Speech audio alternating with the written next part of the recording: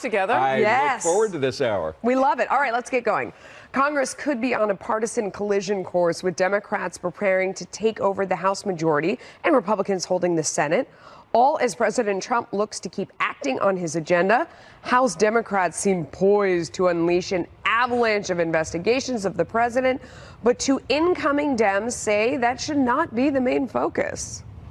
Of course, we want to hold this administration accountable, but at the same time, we need to deal with the health issues. We need to deal with the environmental issues. There's plenty of Trump supporters, and there still are in my district, but also no one ever said, look, I need another subpoena. I need another subpoena to help with my commuting problem or the opioid epidemic or with gun violence. In the meantime, at least one top House Republican gearing up for a showdown over historic tax cuts passed last year. Watch. Well, you know, we still are going to fight for the things that we believe are going to get this country back on track. We're already seeing such a great economy because we worked with President Trump to cut taxes for every single American. And if you're a hardworking family out there seeing more money in your paycheck, you sure don't want to see Nancy Pelosi take that away. Ooh, David, what do you think about that? Are they going to be able to get moving on making some of those tax cuts permanent? Well, I love what Donna Shalala said, but on the other hand, Democrats are so pumped up for investigation. I think the word investigation, you look at Adam Schiff, you look at Maxine Waters, you look at Jerry Nadler. These are going to be the heads of the committees. These are going to be the people who can get committees investigating and to their heart's extent. And once they do, and once that becomes the center of their attention, which I think it will over the next 2 years, they're not going to have room for much else. I mean, they just won't have that much room for whether it's tax cuts, whether it's infrastructure, whatever. Well, I'm waiting for the all-purpose talking point from the Democrats of we can walk and chew gum at the same time. Well, because I'm every right time here, Harris. every time we have this conversation, I get to find out how much gum chewing there really is going on and how much walking and talking the Dems can do. Will it include the reasons why people say that they voted in this election for whomever they voted, right? Healthcare, number one on the list. Immigration, an important issue. Will it include DACA? Will it include dealing with tax cuts in those areas where the deductions were lowered and we saw a lot of Republicans lose their seats, those so-called state and local taxes, SALT taxes? Will it include those things? Or is it just going to be like a smorgasbord of investigations? Can I get a bread roll with some butter? You can have some gum if you would like. No, I've heard what you guys can do for gum. I'm wondering, can you expand the walk and talk? Yeah, I think that we can. I think if you are listening to what Jerry Nadler is saying now, and it's very different from what he was saying a couple months ago before we won. Jerry Nadler, please stand up. Well, I think he is up now. He was talking about this last weekend, and he was saying, you know, Matthew Whitaker will be our first witness that we are calling if he is still the acting AG. But there are things that we can work together on. And I would say when you listen to people like Donna Shalala and Max Rose, who won in Staten Island, these are districts that weren't necessarily going for Democrats, and they know that their mandate is to get something done. Can I ask you a question about Matthew Whitaker, though? He hasn't been assigned anything with regard to the Russia investigation. We don't know what's going to happen with him. He literally could sit in that seat for another week, and we could see somebody else. And that's where you guys want to put your powder? I think that if he is still sitting there, I mean, Jerry Nadler said he's going to call him if he's still there January 3rd or whatever the first day of session maybe is. He's a decoy. Wait, but maybe, I mean, do you think maybe that's a trap? I mean, if you look at that exchange you just had there, if that's the first thing Democrats are going to do. That's my point. Maybe that's a trap to distract and who loses? Democrats. The American people. Well, I guess I don't know. We'll have to see what the decision is. I know that there are even Republicans who feel like Jason Chaffetz said last week on the couch with us, that this should be as short of a temporary appointment as possible so you can get someone everybody's in that saying position. that. Even the president says he wants to done. put somebody in the position. It's not like... Wait, but actually, Katie, I don't think that would be bad for the American people. If Matthew Whitaker is the decoy to take all the incoming fire from the Democrats for a week or two, he's not doing anything, and they're firing on him, then maybe Republicans are off doing something else. Maybe that's the plan. Look at why Democrats say they have a problem with Matthew Whitaker. They say it's because they're concerned about the Russia investigation. Russia wasn't on the radar at all when it came to people going to the polls in November, giving Democrats the House, and it's not something that Democrats actually campaigned on. So if you're going to spend all of your time going after an acting attorney general, which, as Harris said, they could nominate someone immediately. It'll be interesting to see if they go after the attorney general nominee that President President Trump eventually decides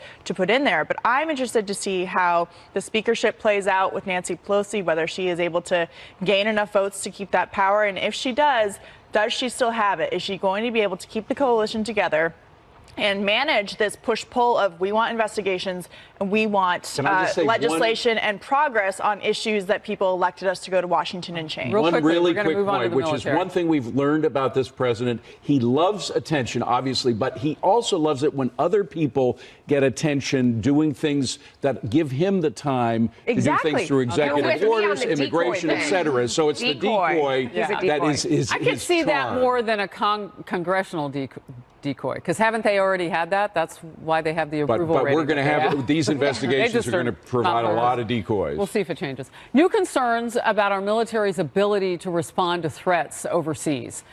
An analysis from a bipartisan defense commission has found the military's global dominance has diminished due to issues like lack of innovation, insufficient resources, overall complacency. The commission is warning that this could pose problems in a potential conflict against China or Russia. This is an interesting report. And it adds the United States is particularly at risk of being overwhelmed should its military be forced to fight on 2 or more fronts simultaneously. Senator John Kyle of the Armed Services Committee sounding the alarm. What this commission said in stark headlines is the United States faces a national emergency. It concluded in very stark terms that we might lose a war with China or Russia, and that the only way to avoid this is to adequately fund the strategy that the Secretary of Defense has set out. It was critical to tell the American people the truth, that we have a severe crisis in this country, and to recognize that we, the Congress, the House and the Senate, have the first obligation to do something about this.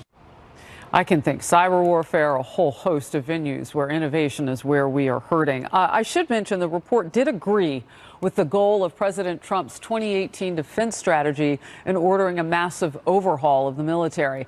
But it also finds that Washington, well, here's not a surprise, is not acting quickly enough. The report recommends further increasing defense spending, the president reiterating he's committed to supporting the military. I don't think anybody's been more with the military than I have as a president in terms of funding, in terms of all of the things I've been able to get them, including the vets. I don't think anybody's done more than me. This is a big wake-up call, David. Oh, it sure is. And you mentioned technology or the cyber threat. You think of what China has done over the past couple of decades. They're stealing our technology and applying it directly to their military.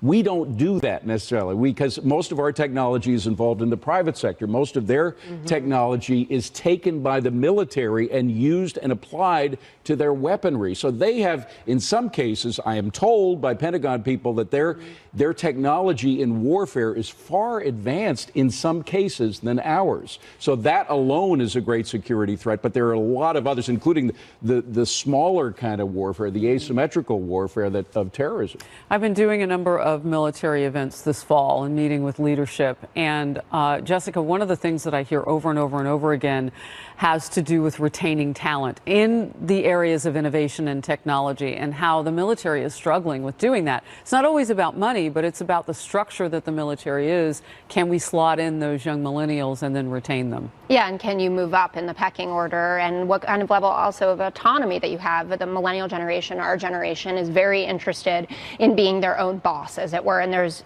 nowhere you're less likely to become your own boss than working for the government.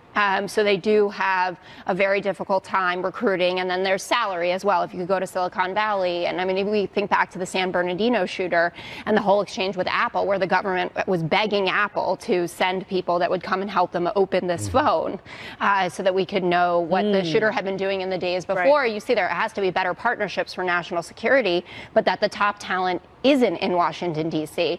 Quite a wake-up call. This is somewhere where I think both sides can work together on. You've seen Democrats pony up on military spending. They do often want things in exchange for that, but a point of compromise and something quite devastating to read. Well, when you talk about Silicon Valley, there was this big scandal this year with Google employees walking out and saying, we don't want to be part of this partnership with the Pentagon and working on, aerospace dynamics and looking at drone programs and that partnership that they had with the military. And a lot of people walked out and said, we're not working on it anymore. That's also a problem. But the other thing is human capital. Obesity in America is a problem, and the Army is having a very big problem recruiting people into the military to fill those gaps. And so it's a comprehensive strategy that the president has been working on. And also the final thing is that the military, like other government institutions, has a lot of waste, fraud, and abuse, and an audit of certain programs and outdated programs would be important, because when you're wasting money in one area, it's not going to other areas like new recruiting, new parts for planes. We've seen a lot of training exercises over the last couple of years, and it's a result of not having money in the right places. Well, one of the things planes are grounded right now. Excellent point. One of the things that the president wanted to do with the big spending increase that he just got through is that he wanted to focus on PTSD and mental health and all of that. And so there's a number, millions of dollars now going to that effort, hundreds of millions that have never gone before. So that is one improvement that we might see. Absolutely. And I think that it goes to what you said about you have to get rid of the waste, fraud, and abuse. But I would tell your point about cybersecurity is interesting, because I've actually gone to conferences where there have been a lot of people who have said that they're interested in partnering with the government. They're interested in working for the government, even though the salary is so much smaller, because the government has access and ability to do things that the private sector isn't allowed to.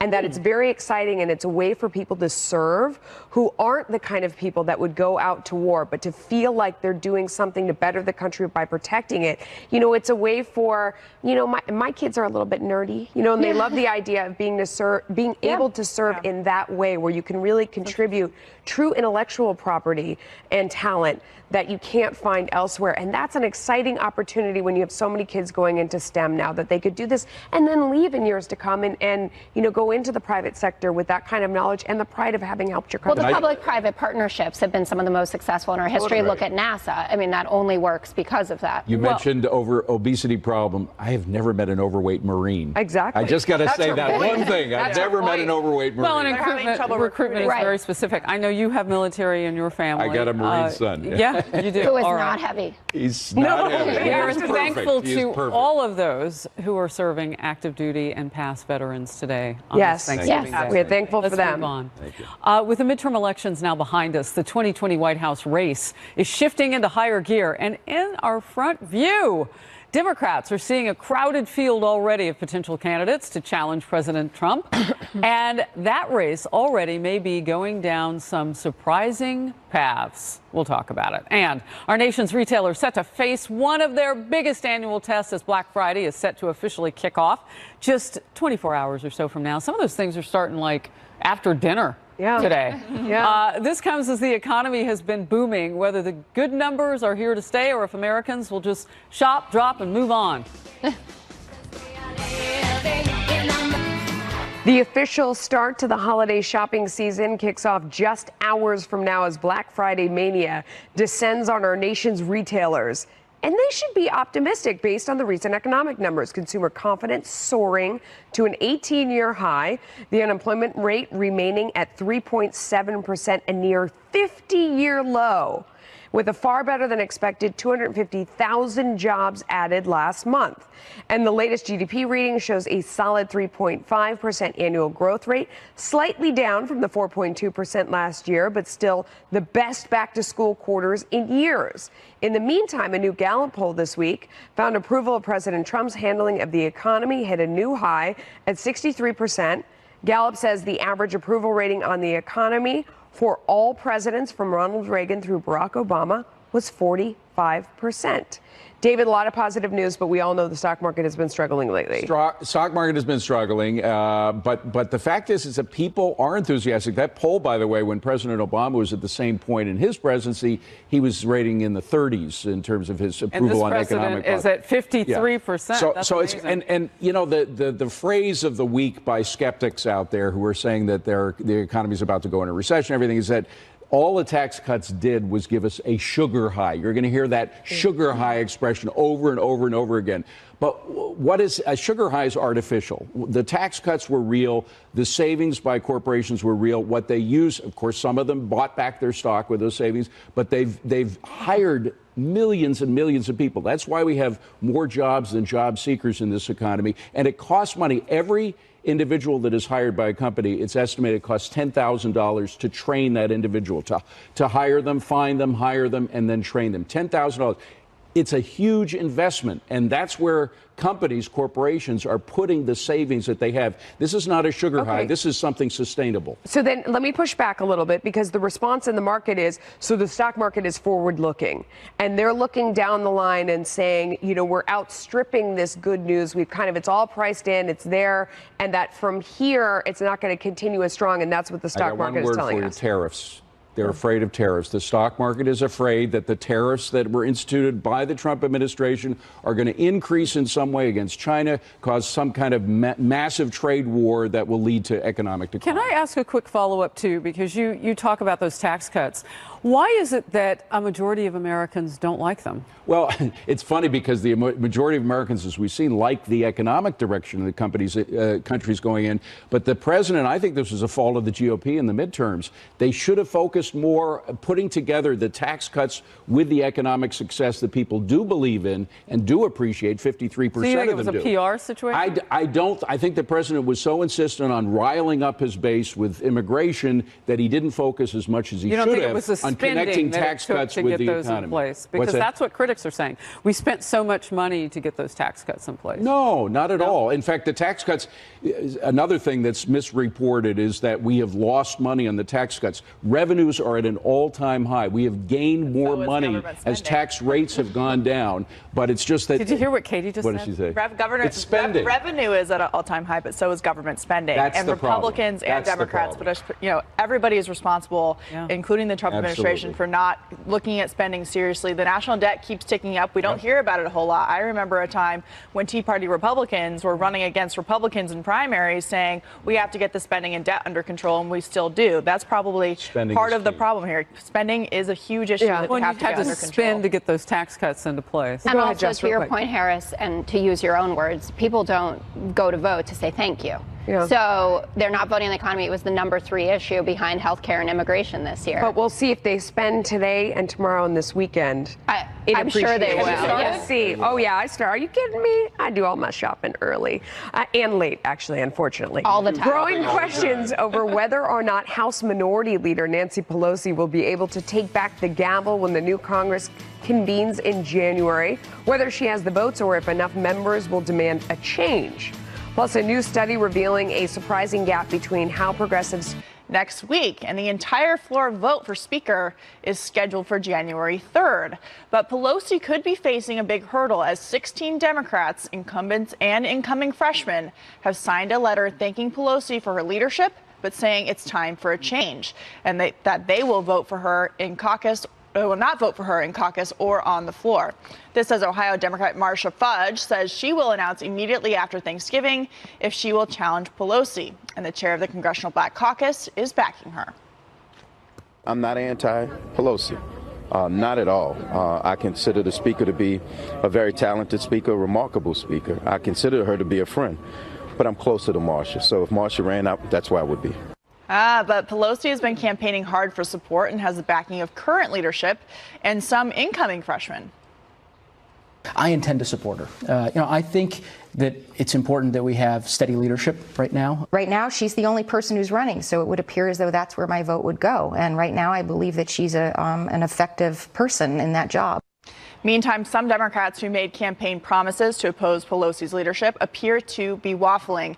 And a new poll shows Democratic voters are just as divided as lawmakers, with 49% saying Pelosi should be Speaker, 40% calling for another Democrat, and 10% saying they just don't know. So, Jessica, our in-house Democrat on the couch, break this all down for us. What does this mean? Will Pelosi end up getting her gavel back? I think she will, but she has no one running against her. I thought it was really interesting. But what if Marcia Fudge announces after Thanksgiving that she wants to run against her? I don't think she has the votes for it. I think Nancy Pelosi does. The head of the CBC says that he backs her, but the people in the CBC say they back Nancy Pelosi. So that's all well and good, and I think that they're probably banking on the fact that Marcia Fudge isn't going to do this. I thought it was really interesting that her name was not on that list with those 16 Democrats who signed that. That's true. There are only 2 women on the list, 14 men. Seth Moulton is the one mounting this campaign most vocally, and in response to that, he's a 4-time veteran in Iraq, and we obviously thank him for his service, but there's a letter from the other side with 9 Democrat veterans signing it saying, we back Nancy Pelosi, and she's been there for us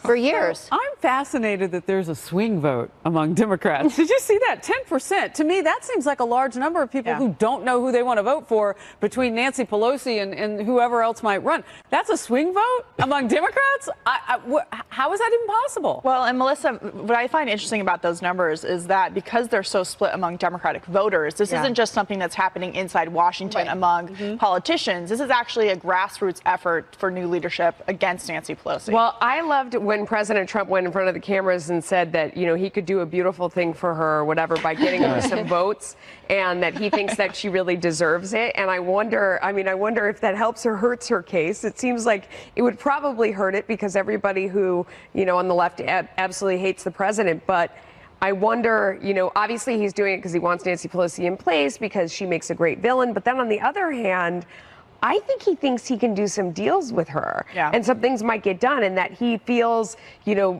let down by the Republican House last time that couldn't help him out. And you got to talk about power base. I mean, she has the money. She has the big donors. She has the union support, still tremendously powerful. And she has the celebrities, which don't have the same pull they used to. And I don't in Republican circles, but in Democrat circles, they still have a lot. So with those power bases, those big 3 power bases, and plus, she has 49%, as we just saw. 40% say she should go, 49% say she should stay. So she has a plurality.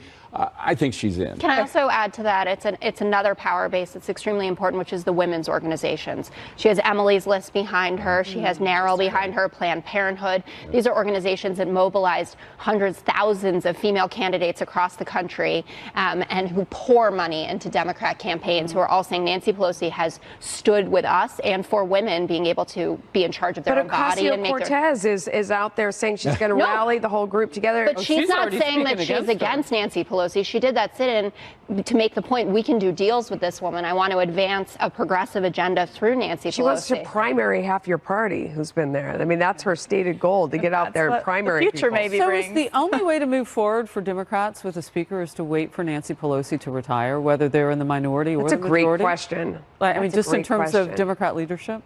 I don't think so. I think that Nancy Pelosi has also talked about being a transitional speaker here, and she feels like. But it's just not going to happen now. I think 2020 will be a big sea change. We'll either see another 4 years of Donald Trump, or we'll see 4 years of maybe Kamala Harris. It's not polite to talk about a lady's age, but she is going to be, I believe, 80 in 2020. She will right? be, I mean, and there are a lot of old men out there too. Yeah, but not as. We've got to move on. Meantime, a new study revealing the majority of Americans think political correctness has gone too far in our society.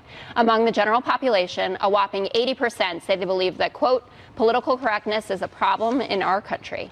97% of, quote, devoted conservatives and 61% of, quote, traditional liberals say the same. Even young people are uncomfortable with it, including 74% of people ages 24 to 29 and 79% of people under the age of 24.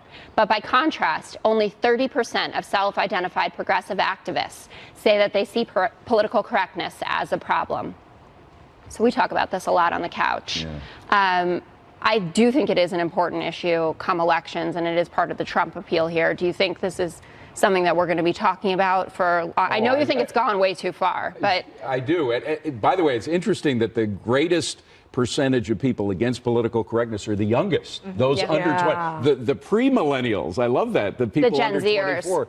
How do you call them? Gen Z. Gen Z. But, I like that. But the point is that I think people are fed up with it, and it is a political issue that President Trump knows how to exploit probably better than anybody else, and he has defied it time and time again and come out the victor as a result of it. I think other people are going to begin to do the same, but it's scary. The ultimate example of it, I think, recently is when the president was accused not only of being anti-Semitic, even though his daughter is a convert Jew, and Jared Kushner is Jewish and is a part of the administration, and Israel thinks more highly of this administration than any administration in memory. Still, they were calling him not only an anti-Semite, but also responsible somehow for the shooting in the synagogue. I mean, political correctness has gone insane. I don't think that's a define PC political issue. correctness as that, though. I mean, I see those as political attacks, but political correctness on its face is supposed to be something that protects everybody from offending others, right? But it's turned into a political tool. That's the point. The opposite effect in the sense that when you are always concerned about political correctness, whether you're walking down the street, whether you're getting your coffee at a coffee shop, or whether you're on a college campus, when you can't just have an open conversation with someone and have the grace of saying, I'm sorry, I offended you, I didn't mean to say that. If you say something politically incorrect now on a college campus, you are banished, you are, they call for your firing, you are disenfranchised, and people think that you're a bad person, when really you're just trying to get along with everybody just like everyone else. So political correctness has actually divided people more than it has united them in terms of not offending others. What I think is so important about what Katie is saying is that sometimes we muddle together political correctness and civility. Yeah. So I'd like to drill down on the study and really see how the questions were asked, because this is not just about warm and fuzzy and being nice. This is about whether we can actually speak the truth in an environment that isn't punitive.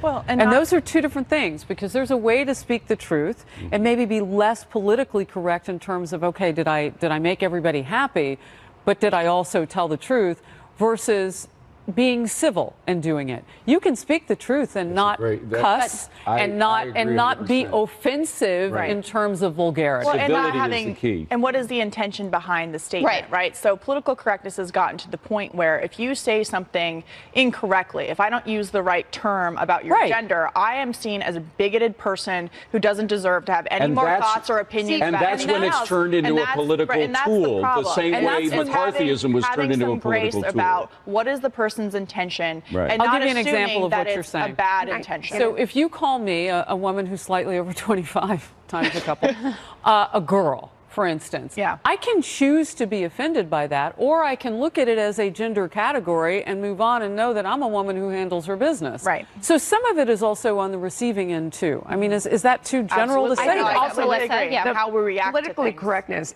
Political correctness has to do with also elitism. I mean, it's this secret language that has been taught to many, but not all. And it's a way to diminish other people in the conversation who don't know the secret language and act superior. Absolutely. And I think that is one of the ways in which it has backfired on itself. We have to move on. I just want to add, in defense of some level of PC, the reason that it did come to the fore is to make sure that people are not using offensive language, like legitimately offensive language. Vulgarity. I'm not just talking about curse words. I'm talking about the way the communities are discussed, and minority communities specifically, and being women. One of them, I can tell you that the civility, the vulgarity lane is separate from calling things what they are. And civility would solve a lot of these problems. I would love some civility. The midterms, that's just so yesterday. The focus now on 2020 and which Democrat could emerge from what looks... Do you think they'll ever turn up the mics during the commercial? That'd be great. Well, on this Thanksgiving Day, we have the midterms in the rearview mirror. All eyes now on 2020.